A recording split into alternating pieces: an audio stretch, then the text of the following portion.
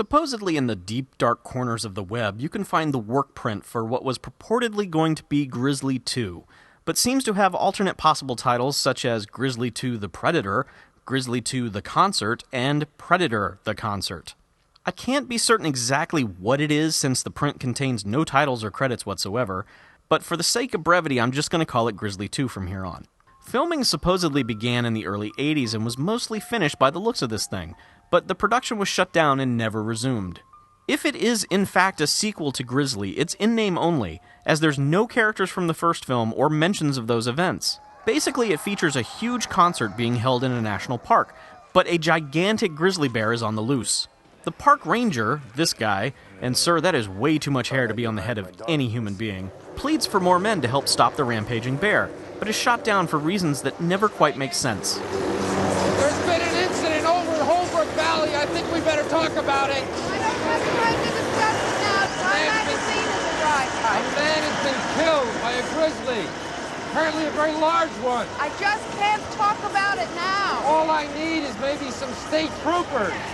Chief Hollister? Acting Chief Hollister? Is this 40 miles away? Yes, sir. 2 people were killed in an automobile accident on a freeway 50 miles away. You want me to call the troopers for them? I don't think you understand. I think we've got a special situation here. You have to deal with it. In addition to the lack of credits, there's no original score music here, so sometimes you'll end up with a scene getting a totally inappropriate music sting. I just got something over the radio. Destroyed campsite. 2 dead bodies, kids.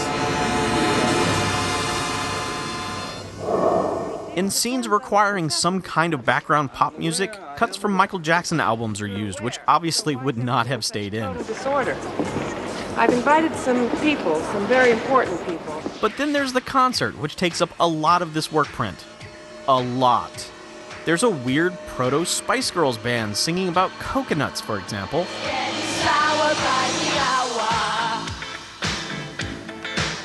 Excuse me.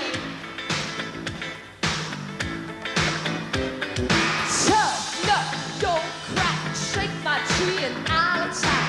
No cut, skin deep, secrets that you try to keep. Say, hey, hey, you, don't you break my shell. Say, hey, hey, you, 'cause I know you well. Say, hey, hey, you, now see the sun, I got you finally beat. So baby, walk those feet. You take the milk from the coconut. You take the milk from the coconut. You take the milk from the coconut. You take the milk from the coconut. You take the milk from the coconut. While there are plenty of familiar faces in the film, including Oscar winner Louise Fletcher and the guy who played Gul Dukat on Star Trek Deep Space Nine, the casting director really knocked it out of the park when 3 minor roles were cast. Early in the film, there's a small group of campers who are hiking to see the concert, but are attacked by the bear before reaching the show.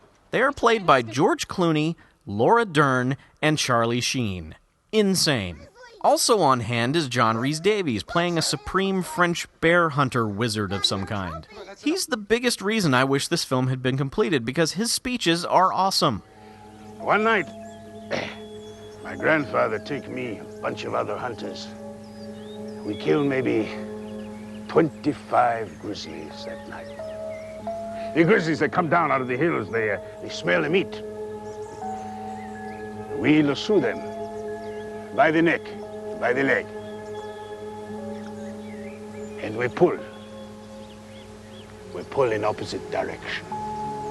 Pull and pull and pull. Enough!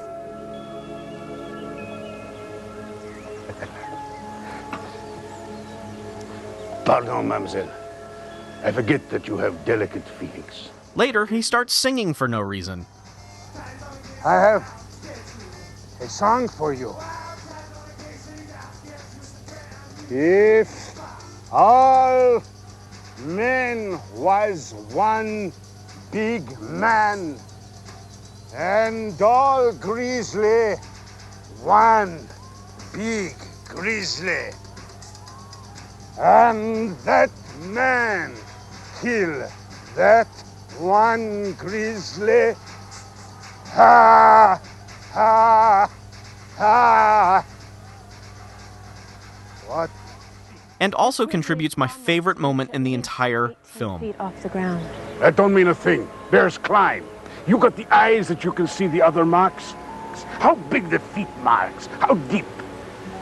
27 inches the rear pads. It's 18 inches the fore. On firm soil, 3 inches deep.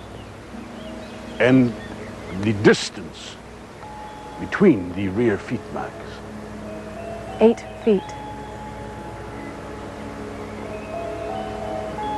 Strong.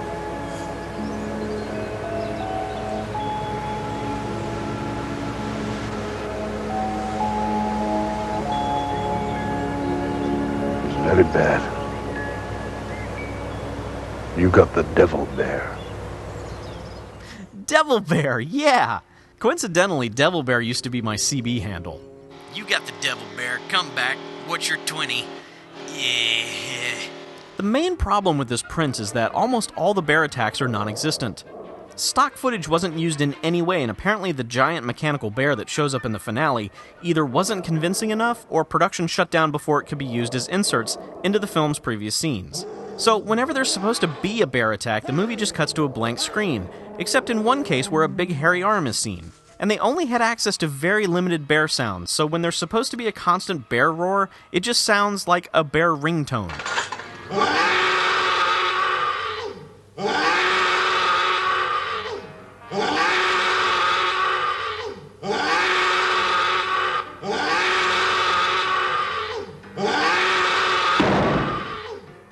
Now, obviously you can't fairly review a work print, and I don't know why anyone would seriously attempt to do so. But it's a shame this film wasn't completed, because there was some potential in Grizzly 2 for both good moments and fun bad moments. The concert, once mixed properly, would have been a fun, cheesy reminder of the 80s.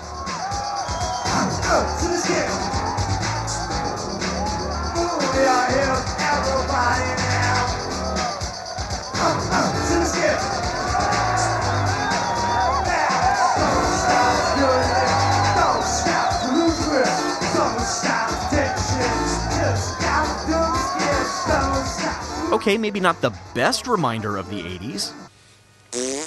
The end of the print is where things all go to hell, as there are just random alternate takes and a bunch of who knows what going on. As best I can tell, the bear finally arrives at the concert and there is pure chaos, including the main dude trying to kill it with a forklift.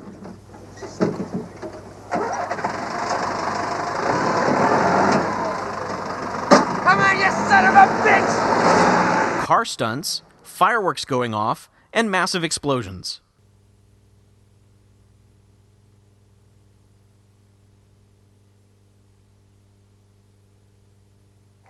At the very end, there's a pretty interesting visual of the bear killed somehow, trapped within the stage lights. Grizzly 2 had potential. I would have loved to have seen this one finished up with all the effects in place. It could have been fun. Could have been fun.